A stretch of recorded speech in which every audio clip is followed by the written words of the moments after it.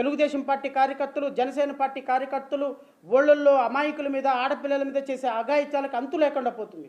నాకు నిన్నటికి నిన్న మీ మీడియా సోదరులందరికీ కూడా తెలుసు, నిన్నటికి నిన్న జనసేన పార్టీకి సంబంధించినటువంటి కార్యకర్తలు, జనసేన పార్టీకి సంబంధించినటువంటి ఒక ప్రధానమైనటువంటి వ్యక్తి ఆ రికార్డింగ్ డ్యాన్సులు పెట్టి ప్రతి గ్రామంలో, ప్రతి ఊళ్ళో రికార్డింగ్ డ్యాన్సులు. ఆ పేపర్ల నిండా ఆ రికార్డింగ్ డ్యాన్స్కి నేను ఇప్పుడు ఆ వీడియో ప్లే చేయడానికి కూడా నాకు సిగ్గు అనిపిస్తుంది. బట్ ఎనీవే, రాష్ట్ర ప్రజలకు ఒకసారి తెలియాలి కాబట్టి నేను ప్లే చేస్తాను ఆ రికార్డింగ్ వీడియో.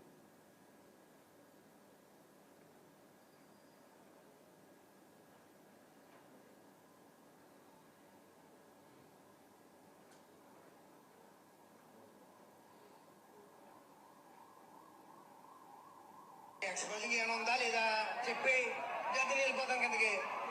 గాలి మాటమే మాట్లాడే ఎవరైనా రావుంచుకుని జాగ్రత్త తీసేయి. సనాతన ధర్మం అంటే పాపం మేబీ ఇదేనా నాకు తెలియదు.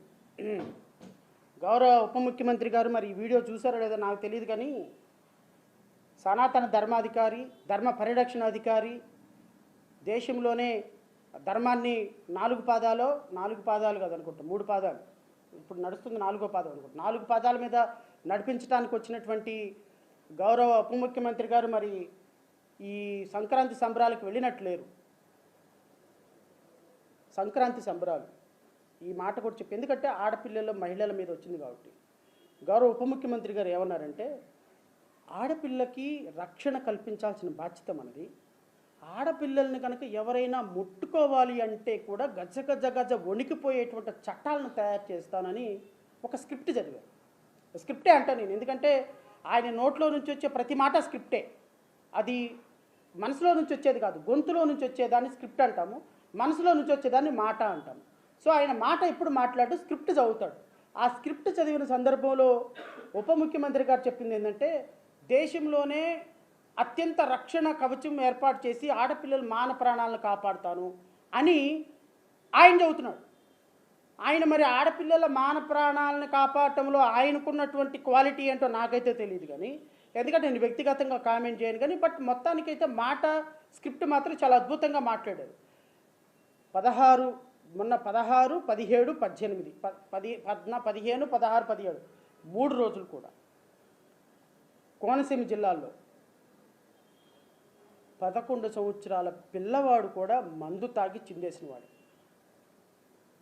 నాకు తెలిసి చరిత్రలో, ఆంధ్రప్రదేశ్ రాష్ట్ర చరిత్రలో రమారమి ఈరోజు ఏదో ఒక పేపర్ రాసింది కానీ కాదు, అది 1900 కోట్ల రూపాయల మద్యం ఈ 4 రోజుల్లో గోదావరి జిల్లాలో తాగారు. రమారమి ప్రతి గ్రామంలో, ప్రతి మండలంలో కూడా రికార్డింగ్ డ్యాన్సులు పెట్టారు. ప్రతి మండల హెడ్ క్వార్టర్స్లో కూడా కోడి పందాలు జరిగినాయి. Is this called law and order? ఆడపిల్లల్ని బట్టలెప్పదీసి మినిస్టర్లు కూడా, లాస్ట్ ఇయర్ నేను అంబటి రాంబాబు గారు డ్యాన్స్ చూశారు. ఆయన మంత్రిగా ఉండి ఒక భోగి రోజున ఒక డ్యాన్స్ వేశారు. ఆయన భోగి రోజు డ్యాన్స్ వేయటాన్ని నేను చాలా తీవ్రంగా తప్పుపట్టాను. ఎందుకు తప్పు పెట్టాను అంటే, so minister is expected to maintain a dignity. Jada Shravan Kumar నాకు డ్యాన్స్ అంటే ఇష్టమే, కానీ ఒక జడ్జి గారు డ్యాన్స్ వేస్తే చండాలంగా ఉంటుంది, ఒక మంత్రి గారు డ్యాన్స్ వేస్తే అసహ్యంగా ఉంటుంది. సో మేబీ అది ఒక కళ, ఒక పోషణ కావచ్చు, నేను కాదనటంలా. కానీ కొంతమంది వ్యక్తులకి కొన్ని సూట్ కావు. ఇప్పుడు ఒక డిఎస్పీ గారు ఓరోరు యోగి నన్ను నలిపేరా అని పాట వస్తుంటే, భీమవరం డిఎస్పీ గారు మీరేంది చిందులు వేయటం లేదేంది, మీకేం ఇంకా ఊపు రావటం లేదా, కుర్చీ మడత పెడితే ఊపు రావటం లేదా అని ఆయన పోక్ చేశారు అక్కడ ఉన్న వాళ్ళందరినీ. Society will not accept those kind of words. Maybe ఆయన వ్యక్తిగతంగా ఆయనకి స్వేచ్ఛ ఉండొచ్చు, వ్యక్తిగతంగా ఆయన మాట్లాడవచ్చు, కానీ DSP is not suppose to talk like that. ఒక మంత్రి అలా డ్యాన్స్ వేయకూడదని ఆ రోజుని చాలా తీవ్రంగా ఖండించిన వాళ్ళం మేమంతా. రోజా గారు ఒక ఒక ఒక చిన్నపిల్లల యొక్క ఆ, భరతనాట్యానికి సంబంధించినటువంటి చిన్నపిల్లల భరతనాట్యానికి సంబంధించి ఒక ఇనాగ్రేషన్ చేసినప్పుడు రోజా గారు ఒక డ్యాన్స్ వేశారు చిన్నపిల్లల్ని వాళ్ళని ఎంకరేజ్ చేయడానికి. మేమందరం కూడా ఆ రోజు విమర్శించాం, ఒక మంత్రిగా మీరు అలా చేయకూడదమ్మా, you are not suppose to act like that because you are possessing dignity, you should maintain the dignity. ఈ విధంగా మినిస్టర్లు చేయటం తప్పు అని. మరి మంత్రి సుభాష్ చేసింది ఏంటి సార్? అది మంత్రి సుభాష్ గారు వేసిన రికార్డింగ్ డ్యాన్స్ని ఏమంటారు? మరి ఆయన మీద ఏం యాక్షన్ తీసుకోరా? పవన్ కళ్యాణ్ గారు రోడ్డు మీద వేసినటువంటి డ్యాన్స్ ఏంటి? ఆయన మీద ఏం యాక్షన్ తీసుకోరా? సంబరాల రాంబాబు అని ఆయన మాట్లాడారే. నేను అనేది ఏంటి అంటే, మనం చెప్పేదేమో శ్రీరంగ నీతులు, చేసేదేమో ఇట్లాంటి ఎదవ పనులు. సో మనం చెప్పేదానికి ఆడపిల్లల ప్రాణరక్షణకి మానరక్షణకి అని ఈరోజు ఆడపిల్లల్ని ఆట వస్తువుగా తయారు చేసి కోనసీమ జిల్లాలో ఆడవాళ్ళ రికార్డింగ్ డ్యాన్సులతోటి కోట్ల రూపాయలు ప్రజాధనం కొల్లగొట్టి ఈరోజు కోడి పందాలు జూదశాలగా గోదావరి జిల్లాని మార్చేసి ఈరోజు చాలా గొప్పగా మా ప్రభుత్వం చాలా గొప్ప ప్రభుత్వం, మేము మద్యాన్ని కల్తీ మద్యాన్ని ఏది క్వాలిటీ మద్యం ఇస్తే ఎందుకు సార్ తాగి చచ్చిపోయినారు ఈరోజు 4 పిల్లలు? ఎందుకు చచ్చిపోయారు? సో రాష్ట్ర ప్రభుత్వం, గౌరవ ఉప ముఖ్యమంత్రి గారు, ముఖ్యమంత్రి గారు మీకు 164 సీట్లు ఇస్తే రాష్ట్రాన్ని ఏ స్థాయికి తీసుకొచ్చారు అంటే మందులో అగ్రగామిగా నిలబెట్టినారు. రికార్డింగ్ డ్యాన్సుల్లో చాలా గొప్ప క్వాలిటీని చూపించారు. కోడి పందాల్లో ఎవర్ గ్రీన్. భారతదేశంలో ఇక ఈ స్థాయిలో కోడి పందాలు ఎక్కడ జరగవు. ఆఖరికి పోలీసుల చేత కూడా రికార్డింగ్ డ్యాన్సులు వేయించినటువంటి ఘనత మీ ప్రభుత్వాలది. మంత్రులేంటి, ఉప ముఖ్యమంత్రులేంటి, పోలీసులేంటి, ఎమ్మెల్యేలేంటి, స్పీకర్లేంటి, డిప్యూటీ స్పీకర్లు కూడా కళ్ళజోళ్ళు పెట్టుకొని ప్రమోషన్లకు వెళ్ళి భీమవరం సాంగ్కి ప్రమోషన్లు ఇచ్చినటువంటి గొప్ప మినిస్ట్రీ, గొప్ప చరిత్ర మీకే దక్కింది. గత ప్రభుత్వంలో ఈ ఒక్క మాట చెప్పి ముగిస్తా. గత ప్రభుత్వంలో భువనేశ్వరి గారిని అసెంబ్లీలో ఒక మాట మాట్లాడారని బట్టలన్నీ ఎరగదీసేసుకొని చించేసుకొని మాట్లాడిన వ్యక్తులు నేను కూడా ఒకడిని. ఒక ఆడవాళ్ళని ఎందుకు అట్లా మాట్లాడతారు? అసెంబ్లీలో ఏం మాట్లాడాలో తెలియదా అని. అసెంబ్లీ స్టార్ట్ అవగానే ఈ దుర్మార్గులందరూ కలిసి సుందరపు పిచ్చ విజయ్ కుమార్ అని జనసేన ఎమ్మెల్యే ఒకడు, ఈ సుభాష్ ఒకడు, ఇలాంటి వాళ్ళందరూ ఈ చిల్లర ఎమ్మెల్యేలు చిల్లరగాళ్ళందరూ కలిసి ఒక స్కిట్లు పే చేశారు అసెంబ్లీలో. స్కిట్లో పగలబడి విరగబడి నవ్వటంలో ముఖ్యమంత్రి గారు, ఉప ముఖ్యమంత్రి ఒకళ్ళనొకళ్ళు పోటీ పెట్టుకున్నారు. నేను అడుగుతున్నా, మాజీ మంత్రుల మీద, మాజీ ముఖ్యమంత్రుల మీద, మాజీ ఎమ్మెల్యేల మీద ఈ విధంగా స్కిట్స్ పే చేసినటువంటి మీకు విచక్షణ ఉందా? కనీసం అసెంబ్లీ గౌరవం కాపాడుతున్నారా?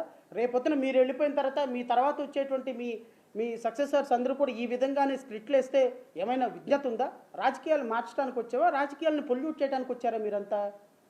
నేను అడుగుతున్నా ఉప ముఖ్యమంత్రి గారిని, మీరు రాజకీయాలను ఏం మార్చావు నువ్వు? రాజకీయం నీ హయాంలో జరిగిన కోడి పందాల కంటే ఎక్కువ జరిగినాయి. ఇంతకుముందు జరిగిన మందు కంటే ఎక్కువ మందు తాగారు. ఇంతకుముందుకు జరిగినటువంటి వ్యభిచారం కంటే ఎక్కువ వ్యభిచారం జరిగింది. ఇంతకుముందు జరిగిన జోదం కంటే ఎక్కువ జోదం జరిగింది. ఇంతకుముందు జరిగినటువంటి ఇల్లీగల్ యాక్టివిటీస్ కంటే ఎక్కువ ఇల్లీగల్ యాక్టివిటీస్ జరిగినాయి. ఇంతకుముందు జరిగిన క్యాసినోల కంటే ఇంకా ఎక్కువ క్యాసినోలు జరిగినాయి. ఇంకా ఎక్కడ లా అండ్ ఆర్డర్ మీరు మెయింటైన్ చేసింది ఎక్కడ? సో చెప్పేదానికి చేసేదానికి కంపారిజన్ లేదు. రాష్ట్ర ప్రజలు ఒకసారి ఆలోచించుకోండి. గత ప్రభుత్వంలో తప్పులు జరిగినాయి అని గత ప్రభుత్వం మీద దుమ్మెత్తి పోసినటువంటి ఈ దుర్మార్గులందరూ ఈరోజు దానికంటే డబుల్ తప్పులు చేస్తూ మేము అద్భుతంగా పరిపాలన చేస్తున్నాం, ఇదిగో మాకు బంగారపు కోటింగ్ వేశారు, చూడండి ఇదంతా బంగారమే అని చూపించే ప్రయత్నం చేస్తున్నారు. ఆ ప్రయత్నాన్ని తిప్పికొట్టాల్సినటువంటి బాధ్యత ఓటర్ల మీద ఉంది. ఎందుకంటే గోదావరి జిల్లాలో 3-4 జిల్లాల్లో గత 2-3-4 రోజుల నుంచి జరిగినటువంటి ఒక విష సంస్కృతి ప్రపంచ దేశాల్లో రాబోయే కాలంలో మన బిడ్డల యొక్క సంస్కృతిని, మన బిడ్డల యొక్క వ్యవస్థని నాశనం చేసేదానికి ఈరోజు రాజకీయ నాయకులుగా బీజాలు వేశారు. హైకోర్టును మాయ చేశారు. హైకోర్టు ఆర్డర్ చిత్తు పేపర్లతో సమానంగా తీసి పక్కన పడేశారు. ఈరోజు మంత్రులు, ముఖ్యమంత్రులు, ఉప ముఖ్యమంత్రులు, స్పీకర్లు, డిప్యూటీ స్పీకర్లు దగ్గర కూర్చొని కోడి పందాలు చేశారు. దగ్గర కూర్చొని అమ్మాయిలతో డాన్సులు వేయించారు. దగ్గర కూర్చొని జోదాన్ని ప్రోత్సహించారు. దగ్గర కూర్చొని క్యాసినోలు ఆడించారు. మరి దీని మీద డిబేట్లు పెట్టరే? ఏబిఎన్, TV5, మహా టీవీ ఏమైపోయింది? What happened? క్యాసినో మీద కొడాలి నాని క్యాసినో ఆడించారు అని చెప్పి వారం రోజులు మమ్మల్ని డిబేట్లో నుంచి ఇలా కోట్లు కూడా ఇప్పని ఇలా మమ్మల్ని గత ప్రభుత్వంలో. సార్ ఈరోజు క్యాసినో మీద నిన్నే కదా పెట్టారు డిబేట్ అంటే, సార్ ఈ ఒక్కరోజే సార్, ఈ ఒక్కరోజు రండి సార్ ప్లీజ్ సార్. మళ్ళీ మూడో రోజు ఏమయ్యా వెంకటకృష్ణ మొన్న 3 రోజుల నుంచి అదే కదండి, ఈ ఒక్కరోజు రండి సార్. అయ్యో సాంబశివరావు మొన్నే కదా పెట్టావంటే, లేదు సార్ ఇంకొకసారి చైర్మన్ గారు ఇంకో 4 సార్లు పెట్టమన్నారు. అంటే ఒక నెల రోజుల పాటు క్యాసినో మీద డిబేట్లు పెట్టి అసలు ఆ డిబేట్లకి నన్ను కోటు కూడా చెప్పినవాళ్ళ. మరి మాట్లాడాం కదా, మరి ఇప్పుడు పెట్టాము క్యాసినో, మరి మాట్లాడరే. మరి ఒక డిబేట్ పెట్టండి, నేను వస్తా డిబేట్కి, నేను కూడా మళ్ళీ మాట్లాడతా. అబ్బే మా ప్రభుత్వం గతంలో ఉందేమో ప్రభుత్వాన్ని దుయ్యబట్టడానికి, ఇప్పుడుందేమో ప్రభుత్వాన్ని మోయటానికి. ప్రజల ఎజెండా పక్కకి వెళ్ళిపోతాయి. ప్రజల ఎజెండా మాకు అవసరంలే, ప్రజల ఎజెండా మాకు వద్దు. రాధాకృష్ణ గారికి ఒక ఇచ్చా, అది కూడా వస్తా. రాధాకృష్ణ గారికి ఏజీఓ ద్వారా ల్యాండ్ ఇచ్చారు, విశాఖపట్నంలో ఎన్ని కోట్ల రూపాయలు ల్యాండ్ ఇచ్చారు, రాష్ట్ర ప్రభుత్వానికి ఏ హక్కుతోటి ల్యాండ్ ఇచ్చారు, ఇవన్నీ ఇంకొక రోజు పెడతా ప్రెస్ మీట్. సో ఓవరాల్గా రాష్ట్ర ప్రజలు ఈరోజు జరుగుతున్నటువంటి పరిణామాలను ఒకసారి అర్థం చేసుకొని, మనకి రాష్ట్ర ప్రజలకి మీడియా ఇన్ఫ్లుయెన్స్ చాలా ఎక్కువ, కానీ దురదృష్టం ప్రింట్ అండ్ ఎలక్ట్రానిక్ మీడియా మొత్తం మీ దగ్గరే, ఈ కూటమి ప్రభుత్వం దగ్గరే ఉంది. సో ఈ కూటమి ప్రభుత్వం చేసేటువంటి దుర్మార్గాలను ఒకసారి మనసులో పెట్టుకొని, ఇలాంటి వ్యక్తులకు ఇంకొకసారి అధికారం ఇస్తే ఈరోజు ప్రభుత్వ ఆస్తులు అమ్ముతారు, రేపొద్దున నీ ఆస్తి నా ఆస్తి అమ్మేస్తారు. ఈరోజు రోడ్ల మీద ప్రభలు పెడుతున్నారు, రేపొద్దున అక్కడ ఎవరు పిల్లలు దొరకపోతే మన పిల్లల్ని లాక్కెళ్ళి రేపొద్దున డ్యాన్స్ లేపించే పరిస్థితి. రేపొద్దున తాగకపోతే నువ్వు తాగు చచ్చిపో, ఇదిగో మందు బాటలు నీకు ఇచ్చేస్తున్నాము, నువ్వు 1000 రూపాయలు ఇంటింటికి 1000 రూపాయలు చందాలాగా ఇంటింటికి 1000 రూపాయలు మందు బాటలు సప్లై చేయటం, డబ్బులు తీసుకుని వెళ్ళిపోవటం. ఇలా తయారయ్యేటువంటి వ్యవస్థను మనం తెచ్చుకోవాలి అంటే మళ్ళీ ఈ కూటమి ప్రభుత్వానికి ఓటేయాలి. లేదు వ్యవస్థ నిష్పక్షపాతంగా నిజాయితీగా చట్టబద్ధంగా నడవాలి, మన ప్రాణాలకి మానాలకి ఆస్తులకి అంతస్తులకి మన బరువుకి ప్రతిష్టకి భరోసా కావాలి అంటే నిజాయితీగా నిష్పక్షపాతంగా ప్రజాస్వామ్యబద్ధంగా ఓటేయమని నేను రాష్ట్ర ప్రజలను మరొకసారి కోరుకుంటూ, నాకు ఈ అవకాశం ఇచ్చినటువంటి మీడియా సోదరులకి హృదయపూర్వకంగా నమస్కారాలు తెలియజేసుకుంటూ జై హింద్.